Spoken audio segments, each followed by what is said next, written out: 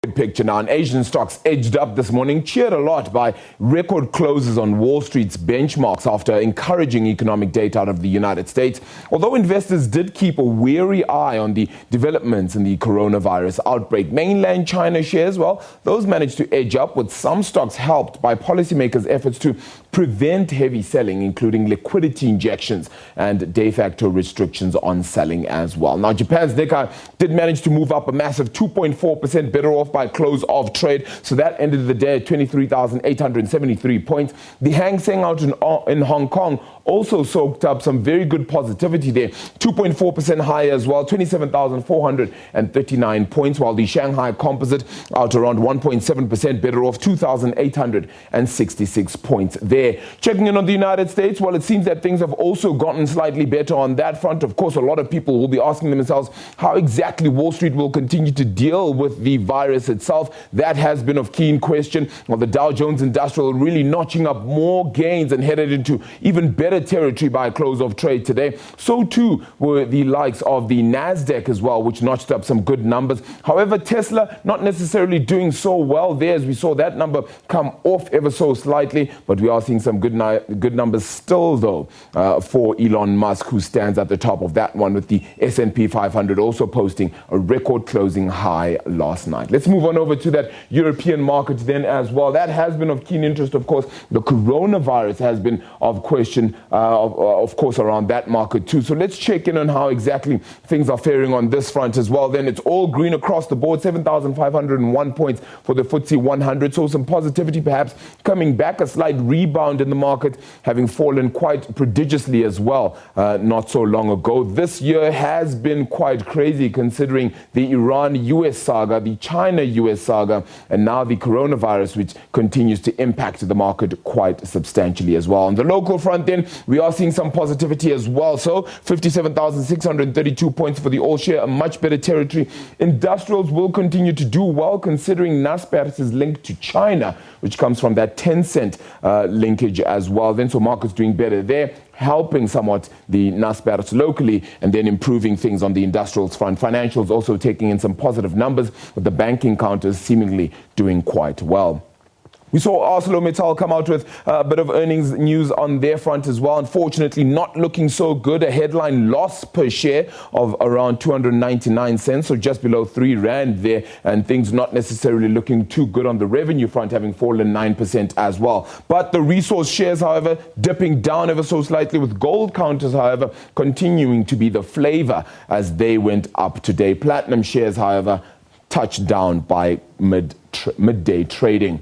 Over into the commodities, well, only platinum seemingly going down today, just below that $980 a fine ounce, having breached 1,000. It's been unable to stay at that level, of course, having seen things peter off somewhat with regards to demand for that metal over there. The gold counters continuing their upward trajectory, while the oil price is sitting down today, but it is at $55.80 a barrel, a far cry there from above that $60 a barrel mark we saw a little bit earlier this year.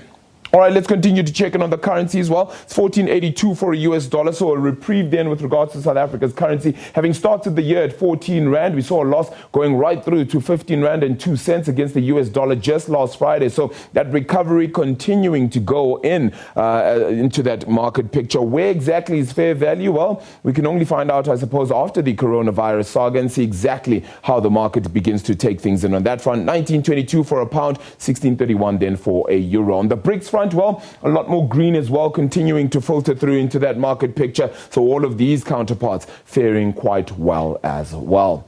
Viv Govender from Ranswers joins us then from the Johannesburg Stock Exchange. Let's unpack this market picture with him as well. Viv, thank you so much for the time. But so some positivity, around 0.2% then for the JSE All Share. It is a continued rebound, if you want to call it that, but it is beginning to look a little bit more bright for this week. Yes, basically we are seeing a bit of a rebound coming through. There was a bit of nervousness just a few days ago, but I think we are seeing some reasonably positive movements with the China-US trade deal. We are seeing some good numbers from the US, for instance, and there's hope that the coronavirus may be under control, and it's all been positive for us. And to a certain extent, I think we're also benefiting from some of the side effects of the coronavirus, like, for instance, the very weak oil price is probably going to be positive for economic growth in the oil-importing countries.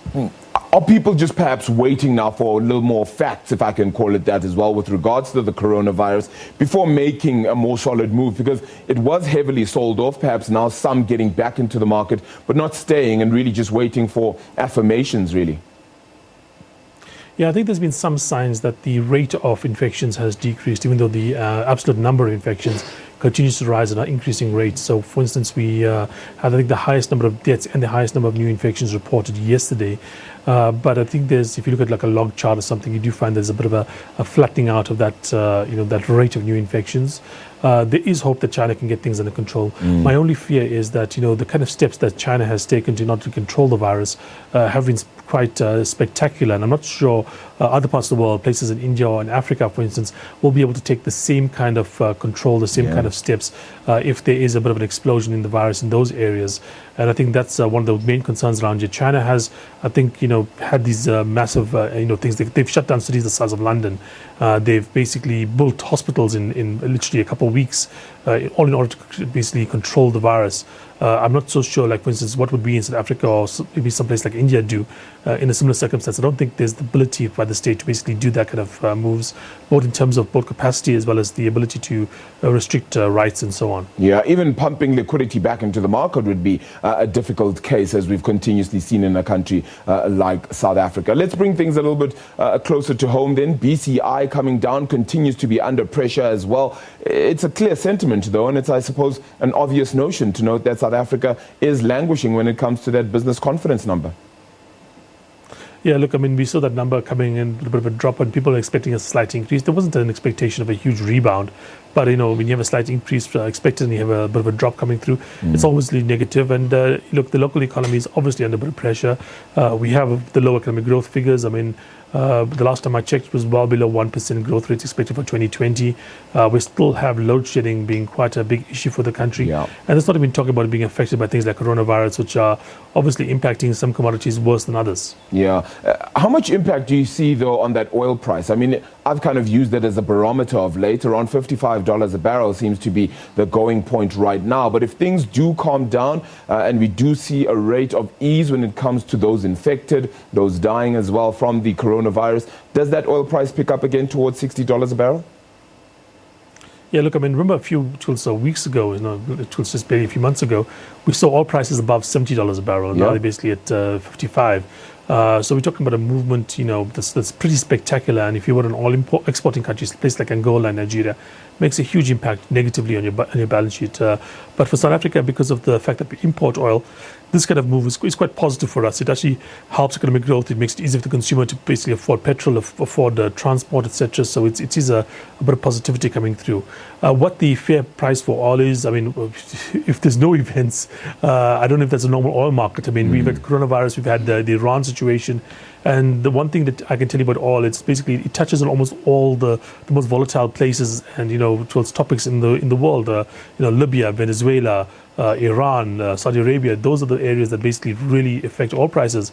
At the same time, anything like the coronavirus, trade wars also have an impact on oil prices. So what is the real value of oil? Without these effects, I'm saying that, it's unlikely you're going to find none of these effects in play for the oil market for any extended period of time. Yeah, so something's bound to happen at any point in time, really. So we can't know for sure. Let's get into some equity news very quickly to close off. ArcelorMittal coming out with a full year set of numbers, 9% drop in revenue. The headline loss per share there sitting down at 299 cents. That steel industry continues to suffer. Yeah, and the interesting thing, I mean, if you looked at the results they came out, they talked about the fact that international steel prices, I think, were down about 15%, 15%. But if you look at inputs, they were actually up quite substantially. So, for instance, iron ore prices were up, over the period, I think, close to 50% in total. That's 50. So that seems to indicate that the market demand is quite weak. If you have falling prices, yet the cost of inputs is still rising, it does indicate that demand must be very, very weak in the market at the moment. So that's obviously a bad market to be operating in, and ArcelorMittal is obviously suffering. But that being said, this has been a company that has been experiencing, negative share prices for, several years now, and it's one of the perennial, fallers in the South African market. Yeah, we certainly hope they don't disappear into oblivion, really, but at least find some sort of stability. Viv, always appreciate it. Thank you so much for the time. But Viv Govender there is from Rand Swiss. He joins us live from the Johannesburg Stock Exchange. Well, coming up after the break, we have our first edition of our new weekly labor feature, the Labor Force. Mogeni Muto joining us. Congratulations, bud. So let's talk about what you're going to have a chat about right after the short break. SAA becoming a big topical feature. It is, and it looks like it's going to be